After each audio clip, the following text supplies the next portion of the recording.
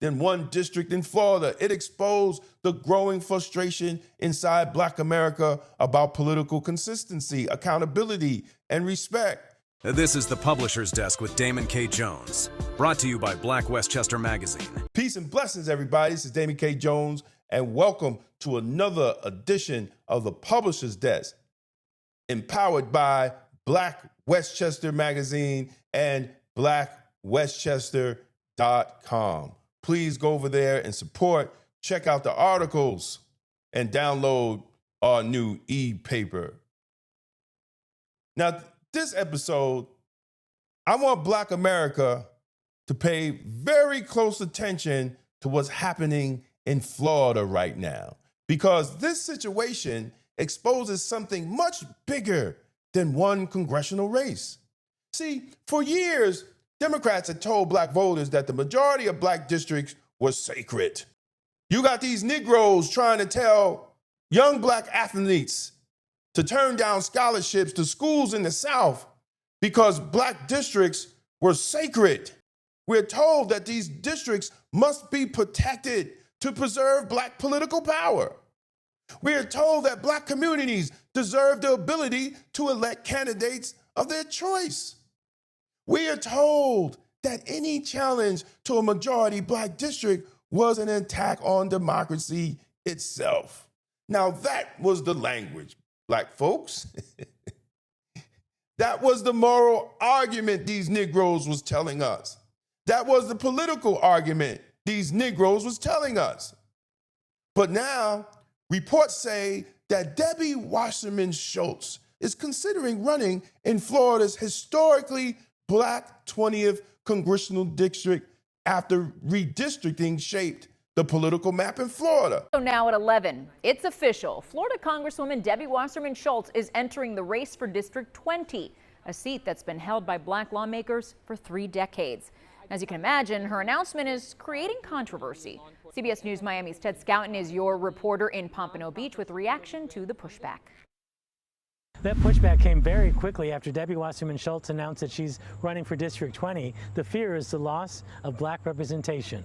Today, I'm announcing my candidacy for re-election in Congressional District 20. The race for newly drawn District 20 just got a whole lot more contentious, with Congresswoman Debbie Wasserman Schultz deciding to run for the safe Democratic seat. They took my district and chopped it up into 5 districts. So I have constituents who were strewn all over the new map, and I am running for District 20 because I have represented Broward County for my entire adult life. This is an area that for 34 years had a Black lawmaker in Congress. The latest was Sheila Sherfilis McCormick, who resigned amid an ethics investigation. She's running again for her old seat, along with 6 others. I think it's a terrible idea, but more so total disregard of all the people who've been lifting up their voices within the district, saying that they do not want her to run in the district. What we see across the South is that they are eliminating Black access seats. And so we are looking at post-Reconstruction level of Black representation in our Congress. You're not the candidate of choice for our community. And to ignore that and run anyways just shows you do not respect Black voices, you do not respect the Black community. I hope that we could find a better way forward and not playing to the Republicans' hand, to DeSantis and to Trump's hand. This is exactly what they want us to do, be divided. Candidate Rudy Moy sent a statement saying Wasserman Schultz's decision to run in District 20 sends the wrong message to Dems all over Florida. Luther Campbell posted on social media calling Wasserman Schultz power-hungry, selfish, and politically greedy. This is exactly what the Republicans wanted to have happen. Charles Eldon is a history and politics professor at NSU. He says this is the result of changes to the Voting Rights Act. This was the result of a Supreme Court ruling that gutted one of the most important laws in American history. And immediately we're seeing the consequences of it. Now, if Debbie Wasserman Schultz does win that seat, what that would mean is that there would be just one Black person in Congress representing Florida. That would be Frederica Wilson in Miami. In Pompano Beach, Ted Scouten, CBS News, Miami. And then all of a sudden, Black folks, many of the loudest voices in the Democratic Party have become very quiet. The outrage is very soft. The language is very soft. Nobody's really calling her out. See, this is the inconsistency that I'm talking about when it comes to the Democratic Party. If black districts matter, then they should matter all the time, not only when Republicans are involved. This is why many people are now asking, where is Hakeem Jeffries with all the roo-rah-rah? Where's the Congressional Black Caucus with all the roo-rah-rah? Where are the activists and media? Where is D.L. Hughley? Where's Roland Martin? Huh? Where's Joy Reid? Where's the Native Podcast? Where are these people about protecting black political representation? Because, brothers and sisters, if the principle changes, depending on who benefits politically, then the people are naturally going to question whether the principle was ever truly about black political power in the first place, or it was just about democratic power, which I've said all along. Now let's deal with the hypocrisy directly. Democrats spent years accusing Republicans of trying to weaken the black vote. Redistricting battles are not new just after this Supreme Court ruling, right? Redistricting battles have been going on in Alabama, Georgia, Louisiana, Texas, Florida. See, they framed these fights as moral emergencies. And in many cases, they were legitimate concerns about diluting black voting strength. But now, since the Supreme Court ruling, we have a situation where a powerful white Democratic incumbent reportedly considering entering a historically black district, and suddenly the same moral language disappears. Now, that contradiction matters, brothers and sisters, because black voters are being asked to believe two different standards at the same time from the Democratic Party. See, when Republicans alter black districts, Democrats say black representation must be protected at all costs. But when a powerful white Democrat politically threatens the same representation, suddenly voters are told, well, politics are complicated. We have to get back to you on that.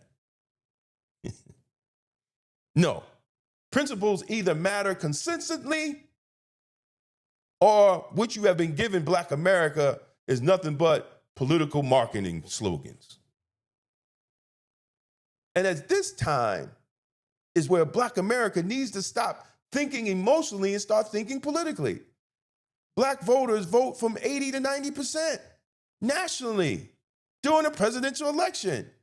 Yo, that's 90%.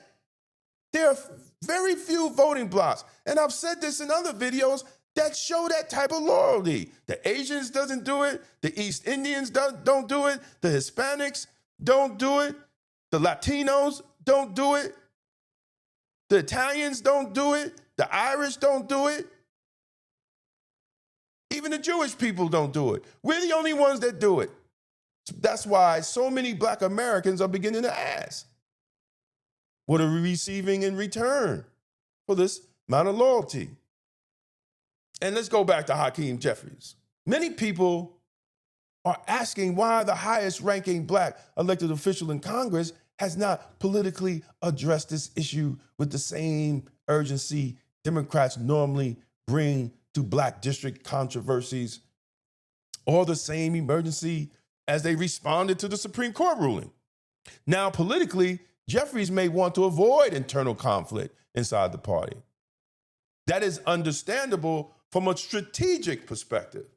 But silence also sends a message, especially when black voters are constantly told these representation battles are essential to the democracy of America and a threat to democracy to black America. But honestly, this issue is not really about Debbie Wasserman Schultz alone. The situation simply exposed a frustration that has existed in black America for decades, brothers and sisters. Too many black voters feel politically used by the Democratic Party. So what's the real lesson here for black America? that we must stop treating politics like a permanent emotional relationship. It's transactional. At the end of the day, this Debbie Wasserman Schultz controversy exposed something bigger than one district in Florida. It exposed the growing frustration inside Black America about political consistency, accountability, and respect. Because if majority of Black districts are sacred, then they should remain sacred, regardless of who challenges them. And it just showed that there is no respect for the Black political establishment in national elections by the Democrats. If she is willing to do that, and she's supposed to be a liberal white person, but we know what Malcolm said and his warning about white liberals. By white liberals, being friendly and being a friend, I think, are two different things. I think there are many whites who act friendly toward Negroes. A fox acts friendly toward the lamb. And usually the fox is the one who ends up with the lamb chop on his plate. The wolf doesn't act friendly, and therefore the wolf has more difficulty in getting the lamb chop in his plate. I'd like to point out, though, that... And I say that because it is usually if you study the structure of the Negro community, economically, politically, civically, psychologically, and otherwise, it's controlled by the white liberal, who usually poses as the friend of the Negro, who actually differs from the white conservative in the same way that the fox differs from the wolf. Their appetite is the same.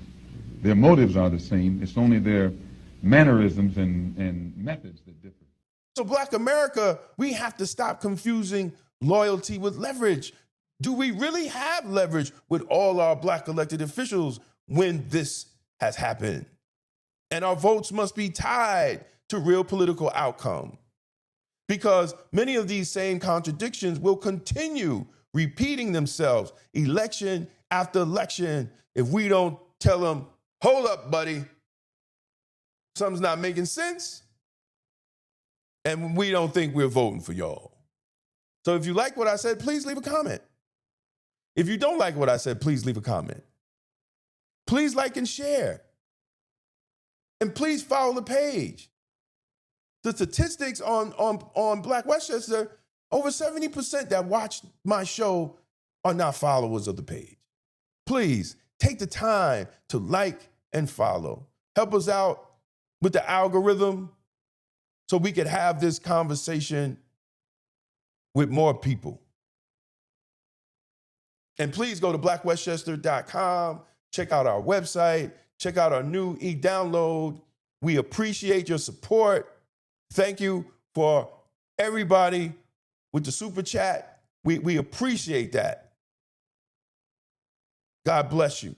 And as always, stay safe, stay blessed, and stay blacktastic. Peace out. Black America, political loyalty without results is not power. Sign up and get your free ebook by Damon K. Jones. A seat at the table is not power. Building the table is.